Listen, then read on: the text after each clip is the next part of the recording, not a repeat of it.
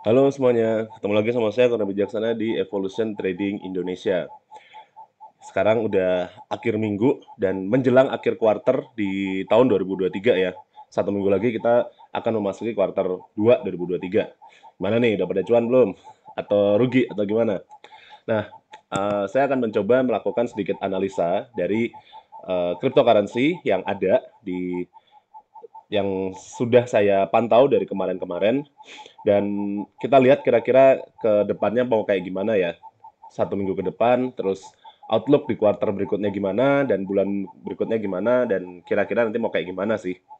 Oke, cuman sebelum mulai, boleh dong ya, saya minta subscribe ke channel Evolution Trading Indonesia, atau ke Telegram Evolution Trading, ada di t.me garis miring evolution underscore trading. Di sini saya akan bahas juga nggak cuma tentang trading doang, tapi lebih kepada landscape Web3 ya dan blockchain ya. Oke, sebelum kita mulai, saya sudah mempersiapkan nih, cuman BTC, ETH, XRP. Nanti altcoin akan saya siapkan juga sesinya. Cuman kita fokus ke itu aja, the top 3, walaupun XRP sekarang nggak ketiga di coin market cap, tapi mereka bertiga lah kripto yang paling tua ya, paling tua dan paling besar gitu. Kalau kalau dari saya ya. Litecoin juga ada, cuman ya saya rasa Bitcoin, ETH dan XRP lebih lebih representatif gitu. Nah, sebelum mulai, kita lihat dulu apakah ada sesuatu nih yang kira-kira bisa mempengaruhi volatilitas pasar ya di ekonomi kalender. Ini saya udah lihat kira-kira di ekonomi kalender di minggu depan akan ada apa aja.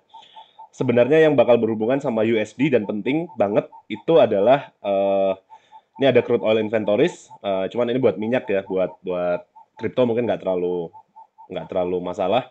Tapi nanti di hari Sabtu ada initial jobless claim atau kira-kira apa namanya em, berapa orang sih yang kehilangan pekerjaan ya di Amerika gitu. Ya pada dasarnya yang kayak saya jelasin dulu, eh, dengan orang kehilangan kerjaan atau dengan orang kehilangan atau mendapat pekerjaan di Amerika, itu menunjukkan ekonomi Amerika bagus atau enggak. Jadi kalau ekonomi Amerika bagus, berarti USD kuat sehingga aset-aset yang melawan USD pada dasarnya sekarang apa ya kripto emas itu akan cenderung melemah. Tapi itu baru kecenderungan ya. Kita harus konfirmasi lewat eh, chart juga. Lalu saya akan menampilkan ini ada DXY atau indeks mata uang dolar Amerika. Ini juga bisa menjadi pertimbangan untuk kita berhati-hati ya di sini di DXY. Ini udah banyak coret-coretan, cuman saya mau coba zoom out dulu ke time frame satu minggu. Nah, zona yang saya kotakin ini tadinya kan resisten jebol jadi support. Jadi besar kemungkinan akan ada pantulan dari DXY ke sini. Jadi DXY akan menguat di sini. Di luar isu-isu bahwa money printer atau isu-isu bank mau ini itu. Cuman kita nggak melihat bahwa dolar itu nggak cuman terkait sama bank juga kan, tapi juga ya mungkin nanti ada masalah dari perang sama Ukraina, ada masalah ini itu segala macam yang mungkin sekarang kita masih belum tahu atau belum terlalu banyak ditampilkan di media gitu. Sekarang yang baru ke blow up masalah bank, SVB dan segala macamnya. Tapi karena daripada melihat berita, saya lebih suka melihat dari chart dulu. Nah, di sini ada minimal ada sesuatu yang membuat kita harus was-was dulu ya. Maksudnya karena ini di DXY dolar bisa menguat sehingga nanti kripto atau aset lainnya bisa melemah. Itu minimal kita harus hati-hati dulu karena di zona yang saya bilang tulis multi year support area ini kita bisa lihat bahwasannya setelah tren turun ini eh, DXY break dari trennya, berarti dari sini ada minimal minimal DXY ini akan merubah trennya ini turun, berarti mau naik gitu aja dulu. Nah, dan kemarin-kemarin udah naik, udah turun dan sekarang di zona-zona ini, jadi dia membentuk yang namanya higher low. Jadi ada kemungkinan DXY akan naik pelan-pelan seperti ini. Nah, kalau misalkan itu terjadi dan nyampe sini, ya itu akan jadi sesuatu yang kurang bagus buat kripto ya.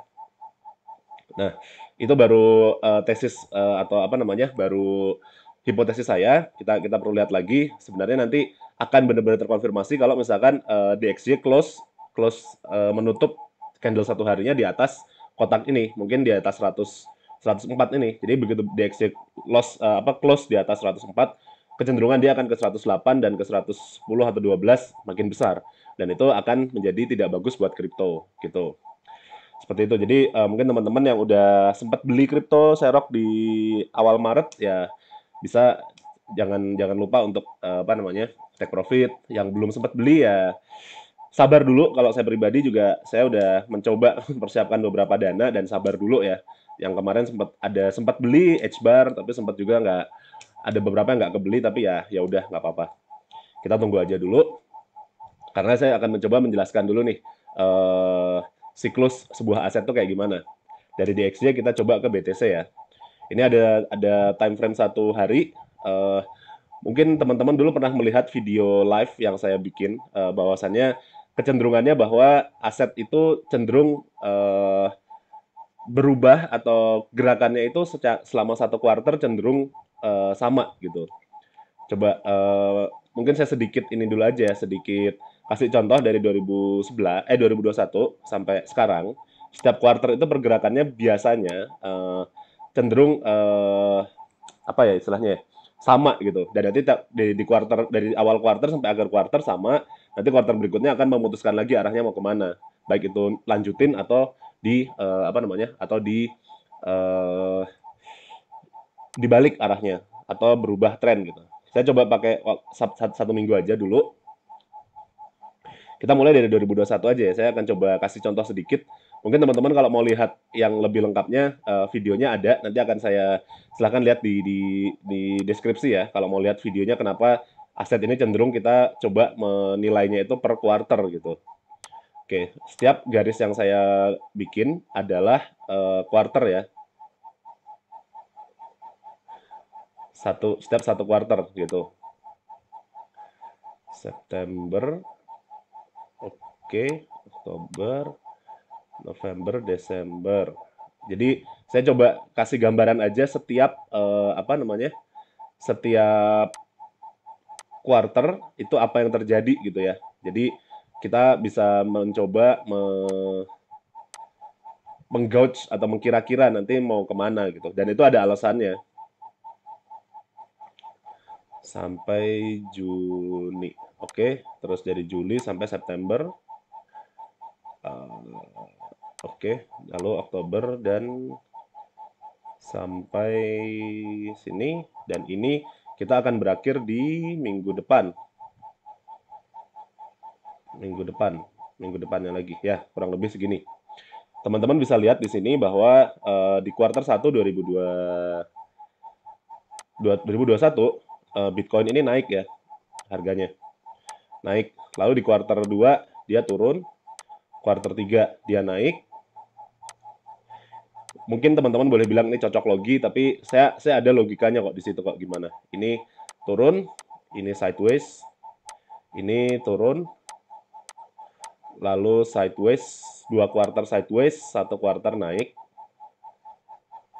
Oke, kita bisa bilang ini ya 2 kuartal sideways, 1 kuartal naik. Dan nanti mungkin kita bisa lihat kalau prediksi saya sih kemungkinan kalau nggak sideways turun ya di kuartal berikutnya. Prediksi saya ya bisa jadi salah, but ini prediksi. Ini ada logikanya. Logikanya adalah setiap investor yang besar, bank, hedge fund, institusi dan segala macam, itu memang mereka tidak bisa asal day trading kayak kita, scalping, time frame 5 menit, enggak. Mereka itu melakukan transaksi dalam ranah per quarter atau per semester ya, per 3 bulan atau per 6 bulan. Dan setiap akhir bulan atau akhir quarter kemungkinan ya mereka harus antara menutup sebagian atau minimal melaporkan gitu dari investasi mereka. Kalau kita lihat di sini di awal quarter memang mungkin mereka udah beli dari sebelum-sebelumnya dan akhirnya menikmati profit. Lalu di kuartal kedua mereka ya take profit sehingga turun dan mulai akumulasi lagi di akhir-akhir kuartal 2 2021 sehingga kuartal 3 dia naik dan setelah dari profit yang dibikin banyak ini dari sepanjang 2021 mereka tentu aja take profit banyak banget gitu kan. Take profit sehingga harganya turun dan ini mungkin masih ada sedikit-sedikit buyback atau segala macam tapi overall mereka masih take profit atau masih bearish atau masih convert ke stable coin ya turun.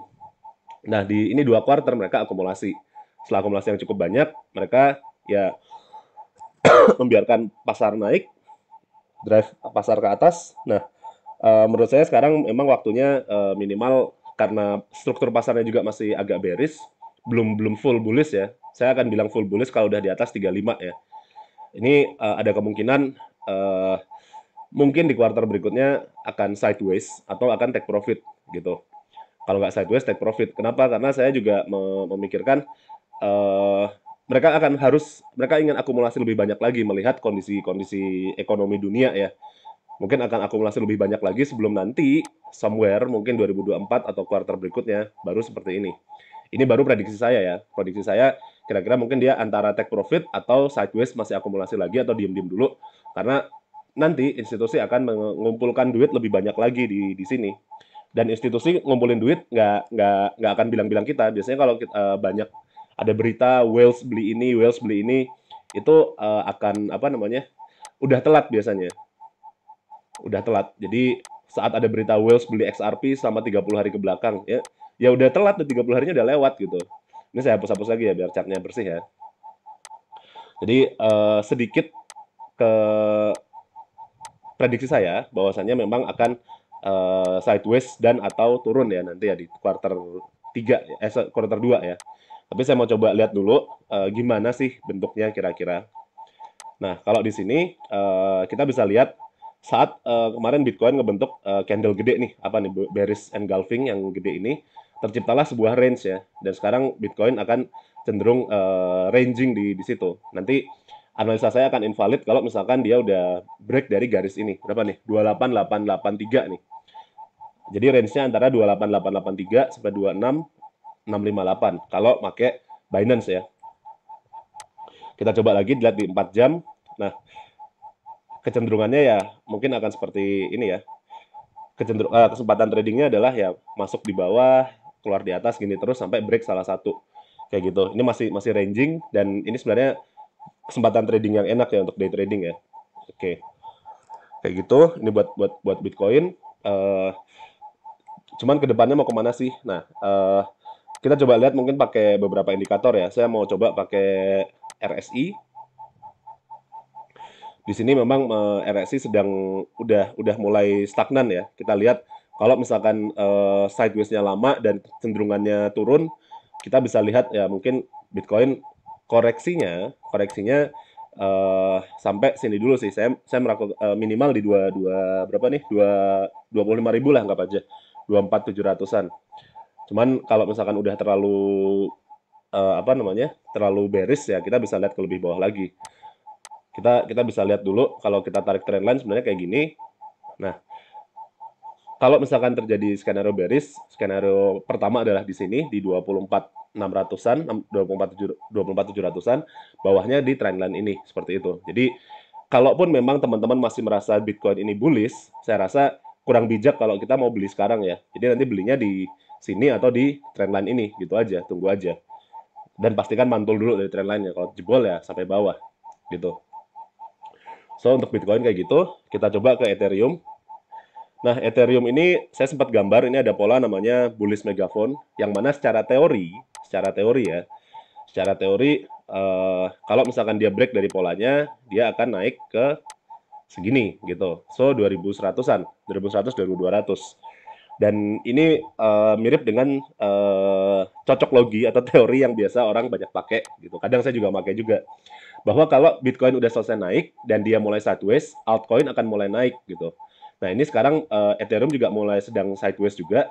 Kalau misalkan Bitcoin sideways-nya cukup lama, berarti tanda-tandanya adalah duit yang udah dikeluarin, udah dibeliin ke Bitcoin akan ngalir ke altcoin yang gede-gede dulu. Makanya kita coba cek Ethereum dulu. Nah, kita lihat, again, Ethereum masih di dalam range ini. So, kita harus menunggu sih. Kalau range ini jebol, Ethereum bisa ke 2176-an. Kalau ke bawah, ya berarti pola ini mungkin nggak valid ya. Gitu aja. Oke, dan kita coba lihat dulu dari beberapa indikator. Saya coba pakai RSI lagi. Memang agak jelek buat Ethereum ya. Kalau kita lihat, bisa dilihat ini ada yang namanya bearish divergence. Harga naik, RSI-nya turun. Ini tanda-tanda jelek sih. Ya mungkin nggak usah nge-short dulu, tapi minimal jangan beli gitu aja. Begitu garis ini 1717 ini jebol, ya kita bisa lihat Ethereum balik ke zona 1.500-an lagi, kayak gitu sih. Ya kalau BTC sekarang belum ada tanda-tanda banget ya, walaupun kalau kita lihat RSI di 4 jam udah mulai menurun, tapi konfirmasinya ya selama BTC masih di dalam apa namanya range ini ya ya udah nggak akan turun. Kita tunggu aja gitu. So berikutnya kita ke XRP. XRP kalau teman-teman ingat saya sempat pasang trading plan dan kesini kalau udah ngikut dan cuan ya selamat ya. Tapi saya mau lepasin dulu, mau hilangin dulu trading plannya dan kita lihat kira-kira XRP mau gimana. Kalau dari sini memang XRP apa namanya eh, resisten atau high terdekatnya di 0,55 ya.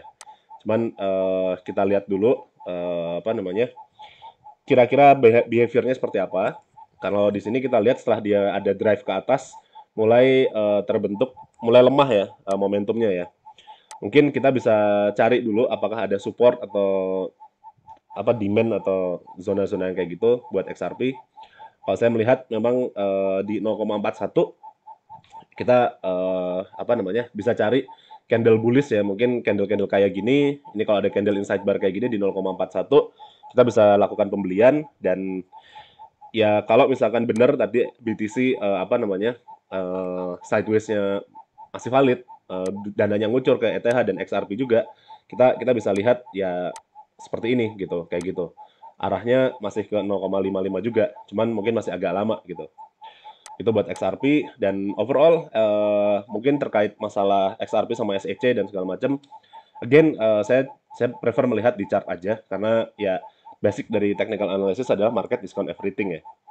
Ya itu berita-berita sebagai pemanis saja. Oke, untuk BTC, ETH dan XRP kita gitu dulu analisanya. Terima kasih udah nonton dan jangan lupa untuk subscribe Evolution Trading dan join juga channel Telegramnya ya. Sampai jumpa di video berikutnya.